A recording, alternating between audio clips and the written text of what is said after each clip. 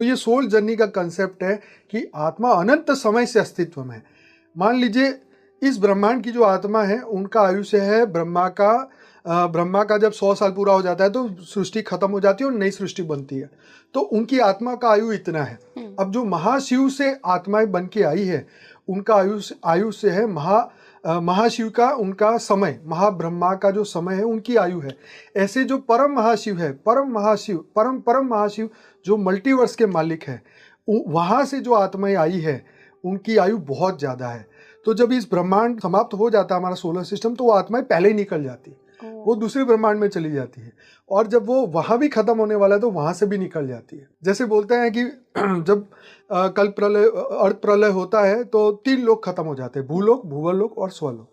तो जो लोग धरती पर मतलब भूलोक पृथ्वी पर जो है उनको मैसेज दिया जाता है कि ये इसका समय आ गया है, ब्रह्मांड समाप्ति का समय होने वाला है, तो वो ऊपर के लोक में, तीसरे लोक में ऊपर चली जाती है, चौथे लोक में चली जाती है, तो वो बच जाती है।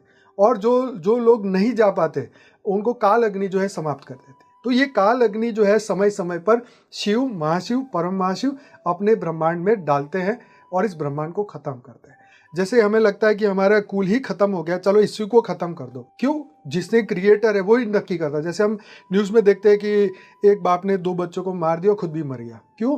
क्योंकि अंदर की शक्ति, जो टॉलरेंस पावर, जो एग्जिस्टेंस में रहने की शक्ति देखी कि मेरे से अब कुछ नहीं हो पाएगा, तो वो शिव क्या करते हैं, वो ब्रह्मांड को समाप्त करते हैं। बहुत नेगेटिविटी बढ़ जाती है, प्रकृति इम्बैलेंस हो जाती है, तमो प्रधानता चारों ओर बढ़ जाती है, तो शिव इस ब्रह्मांड को समाप्त कर देते हैं। डमरू बजाते हैं और जो है काल अग्नि करते हैं और विष्णु जी को बोलते हैं 12 सूर्यों की पावर जो है इस पृथ्वी पर डाली जाती है। पूरी धरती जो है पहले तो जलमग्न हो जाती है, उसके बाद पूरी ड्राई हो जाती है और फिर जो है आत्माएं भी काल अग्नि में समाप्त हो जाती है। तो ये सोल जर्नी का बहुत बड़ा कंसेप्ट है। हमारे शास्त्र में लिखा है कि धरती पर जो एक एक मनुष्य है वो एक बार तो इंद्र जरूर बना है।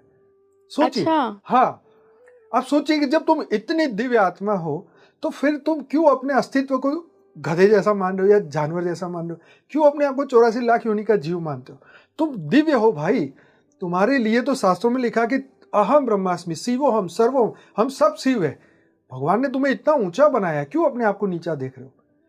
मन तुम्हें 100% हजारों बार गिराएगा, लेकिन फिर भी तुम दिव्य आत्मा हो। हमेशा याद रखना, अगर तुमने ये बात याद रखी तो तुम अपनी जर्नी पूरी करोगे, बढ़िया जर्नी करोगे। तुम महाशिव के पास भी जाओगे, परम महाशिव के पास भी जाओगे, परम महाशिव के पास, जो तुम्हारा रचयिता है वहां तक जरूर पहुंचोगे। और यही लाइफ इन मल्टीवर्स का कंसेप्ट है।